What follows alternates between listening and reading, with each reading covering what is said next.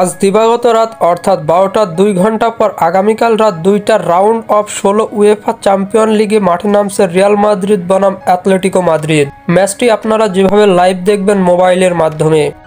ইতিমধ্যেই লা লিগায় রিয়াল মাদ্রিদের হয়ে দুর্দান্ত ফর্মে রয়েছে ভিনিসিয়াস জুনিয়র ও এমবাপ্পে। অল্প সময়ের মাঝে তার পুরো ম্যাচটাকে ওলটপালট করে দেওয়ার ক্ষমতা রাখে। অন্যদিকে অ্যাটলেটিকো মাদ্রিদ রিয়াল মাদ্রিদের থেকে কম নয়। অ্যাটলেটিকো মাদ্রিদের জুলিয়ান আলভারেজ একাই কাঁপিয়ে দিচ্ছে পুরো বিশ্বকে। সব মিলিয়ে অগ্নিঝরা পারফরম্যান্সের মধ্য দিয়ে আজ দিবাগত রাতে মাঠে নামছে রিয়াল মাদ্রিদ বনাম অ্যাটলেটিকো মাদ্রিদ।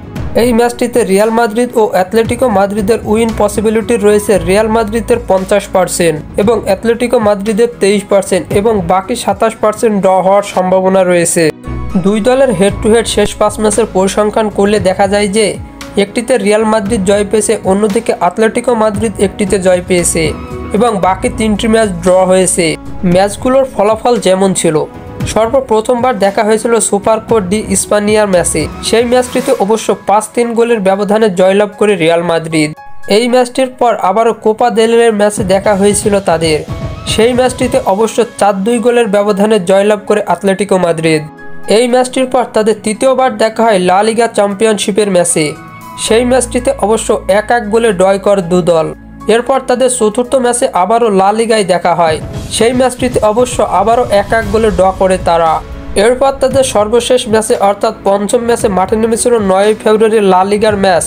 সেই ম্যাচটিতে অবশ্য 1-1 গোলের ব্যবধানে ড্র করেছে দুই দল। এবার চলুন দেখে নেওয়া যাক রিয়াল মাদ্রিদ ও অ্যাটলেটিকো মাদ্রিদের খেলে থাকা শেষ 5 ম্যাচের পরিসংখ্যান, যেখানে রিয়াল মাদ্রিদ 3টি ম্যাচে জয়লাভ করেছে, একটিতে ড্র করেছে এবং একটি ম্যাচ হেরেছে।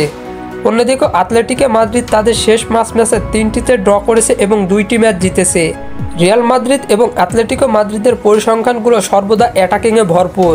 তবে বলা যাচ্ছে না আজ দিবাগত রাতের ম্যাচটি কেমন হতে পারে।